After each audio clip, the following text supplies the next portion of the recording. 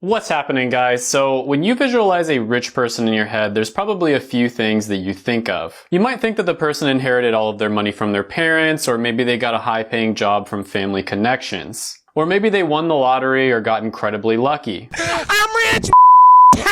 And then the few people that came from nothing and they're self-made got there by being ruthless. Why make trillions when we could make billions? Or maybe they were just in the right place at the right time and they got rich overnight on a lucky investment. What? But when you really look into it, the truth is that statistics show that none of these things are true. And in this video, I'm going to go over the top 5 ways that people actually become rich. But before we get into that, never forget that the true way to get rich, because it's really good karma, is to always remember to smash the like button. Smash against Spartan shield. So I did a ton of research for this video. I went over hours and hours of different studies and surveys and all kinds of things to find the 5 most common paths to actually getting rich. And most of this list is based off of the 2 Thomases, Thomas Stanley and Thomas Corley, who have studied the habits of millionaires for decades. And 2 really great books I recommend are Rich Habits, Poor Habits, and The Millionaire Next Door. So number 5 on this list is going to be virtuosos, or top experts in their field. So when I was studying millionaires, this made up about 7% of the overall total amount of self-made millionaires. And this one is a little bit broad, but it basically is made up of people who are at the top of their field in whatever they do. For instance, you could be a knowledge-based virtuoso, such as a doctor, a lawyer, or someone with a PhD. Now this takes a very long time. For instance, becoming a medical doctor will take 8 years of studying, and then usually like a 3 to 7 year long residency. So that's like 15 years of your life before you start making the really good money. If you become a PhD, you're going to have to conduct original research and then defend your research in front of a committee of experts. It's also extremely expensive. A lot of doctors, for instance, will go $300,000 in debt, and they don't start making good money until they get into their mid-30s. So this definitely isn't the path for everyone, but if you're someone who's very book smart, for instance, this might be a really good choice for you. You just need to make sure that you know what you're getting yourself into before you commit to this path. So let's say, for instance, that you decide you want to be a medical doctor. Well, this is one of the best ones on the list just because this is a path that's already been paved. A lot of the other ones on this list, you have a very low chance of success, but when it comes to being a medical doctor, the path has already been paved. You kind of just have to put the time and the work in. And if you're someone who's just very naturally book smart, maybe you have a photographic memory, for instance, you can leverage your natural abilities to make a really good income. This is sort of like the nerdy equivalent of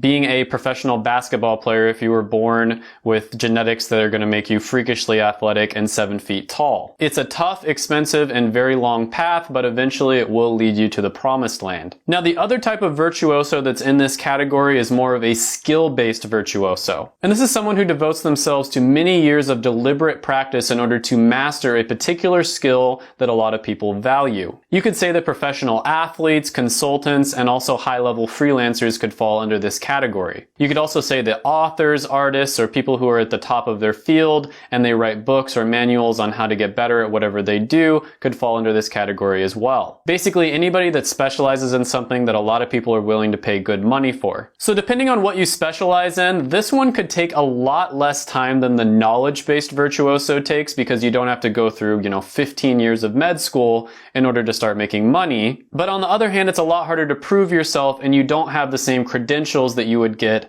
in the other path. Overall, I think the virtuoso has the second easiest path to becoming rich out of all the ones that are on this list. But I think the upside isn't as high as most of the other ones, and it'll also take a lot longer. Number 4 on the list is going to be a big company executive. This one comes in at about 18%, and it's all about climbing the corporate ladder. And there is a ton of money to be made in big corporations if you are someone who has the skills to make that corporation even more money. Now, this could go all the way up to being a CEO of a company, but it doesn't have to actually get that high. Depending on which company you work for, you could easily get rich just by becoming becoming a vice president, for instance. An example of this is Jeremy Burton made nearly $10 million a year working for the global data company EMC. But a lot of the times this isn't all about the salary that you make. A lot of the wealth that you build working for these big companies is going to come from stock compensation. And by that I mean, along with your salary, you'll likely get paid out stock for the company as well, which incentivizes the workers to work even harder. This is a win-win situation for everyone involved, and it tends to make executives work harder and do a better job. But that's kind of the downside of going this route, is you're probably going to be working somewhere between 60 and 80 hours a week. There's going to be a lot of traveling, you're going to be working during vacations and holidays. And this also means that if the company struggles for whatever reason,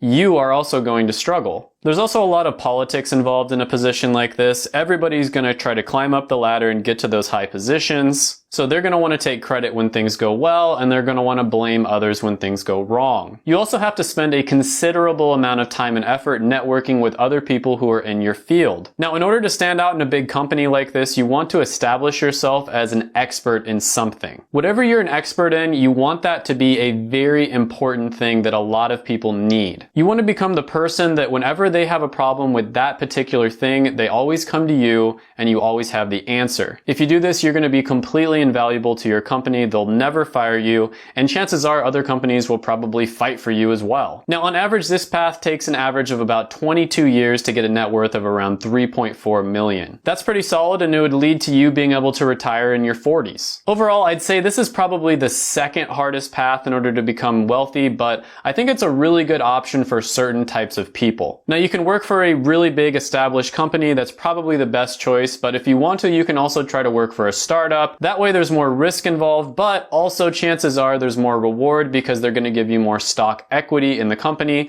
and they might even give you a partnership. And this is a really great option for you if you're somewhat business savvy and entrepreneurial, but you're not the type of person that wants to go out on your own. You're someone who enjoys having structure in your life, and you want to be the one that's making some decisions, but you also want other people to kind of point you in the right direction. And this is unlike the next one on the list, which is going to be an entrepreneur, where there's no one telling you what to do. You just have to be self-directed and figure everything out for yourself. Number 3 on the list is going to be a type of entrepreneur, which is going to be the small business entrepreneur. Now, I'm actually going to split this one into 2 different categories. This comes in at about a 51% split with entrepreneurs, meaning 51% of millionaires got that way by becoming an entrepreneur. However, I'm splitting it into 2 different ones, and there's no way to really tell which one creates more. And I think this one is the third hardest path, which means it's also the third easiest path. It's kind of right there in the middle, and that is the small business entrepreneur. So this could include opening a real estate agency, starting a chain of restaurants, starting a plumbing business. Or maybe you start a business that transfers things or manufactures stuff. Or maybe you start a bunch of nail salons or boba shops. The big point here is that you're starting a company with a business model that's already established and proven. You're not trying to disrupt an industry or anything like that. And a lot of the time, this isn't going to be a very sexy business. You're not going to be changing the world. You're not going to be making $1 billion. You're not going to be saving the dolphins. But a lot of the times, businesses like this are really overlooked because everybody else is chasing the shiny object. They're trying to become the next Elon Musk, or they're trying to become an Instagram influencer. And this is more about starting a practical business that solves real problems that tons of different people are having on a day-to-day basis. And the way that a lot of people break into this is they start their own business from scratch,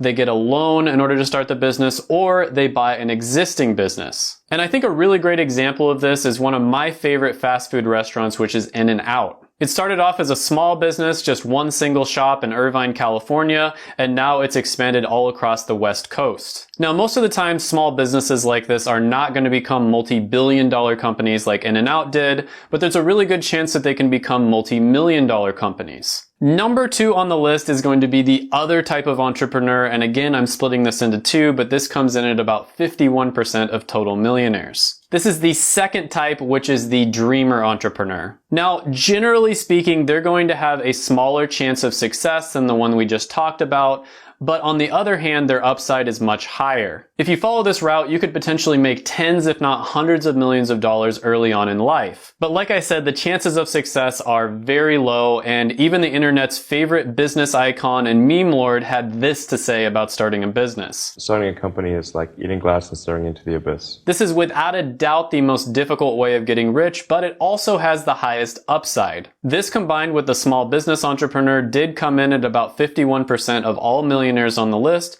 so this is the most likely way of becoming wealthy. Starting a new blockchain, creating the next YouTube, disrupting the finance industry like Robinhood. These are all hot. These are the types of businesses that can truly change the world. And I also group into this group newer types of business models that offer a certain lifestyle. You can save the turtles. You can live a laptop lifestyle. You can be a famous Instagram influencer. This is the type of business that a ton of people would really gravitate towards because it seems so sexy, and because of that, there's going to be a ton of competition. This group also had the highest average net worth at about 7.4 million, and it didn't take them nearly as long to get there as well. However, many things are going to suffer. There's going to be a ton of financial stress, generally relationships with your significant other, friends, as well as family members. All of those things are going to suffer. Overall, this is still a great option for certain types of people, but don't forget, this is without a doubt the most difficult path on the list. You have to be willing to work ridiculously hard. We're talking 80 to 100 hours a week. You have to be self-directed, and you have to be willing to put yourself through a ton of pain with no end in sight. Number one on the list, and this one came in at 49% of all of the people who became wealthy,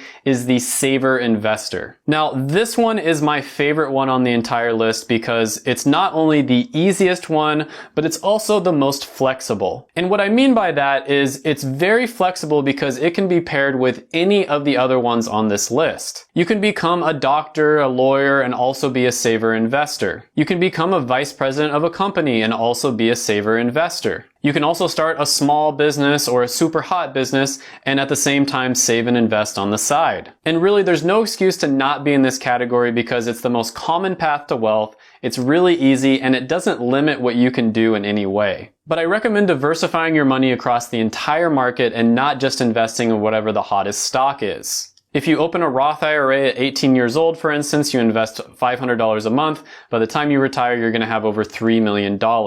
Let's say you start a job at 22 years old and you watch some of my other videos and you realize that, in order for you to be the most happy, you need to make about $75,000 a year, and your company offers a 5% 401k match. By the time you retire, you're going to have over $3 million.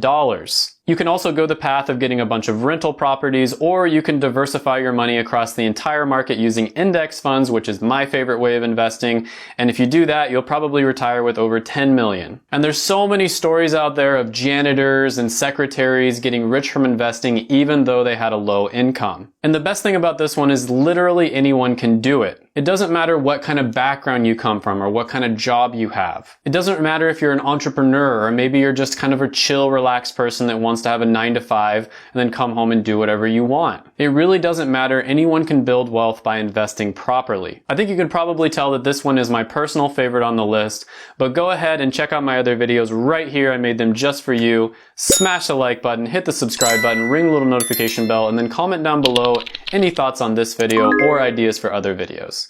Thank you so much for watching, and bye for now.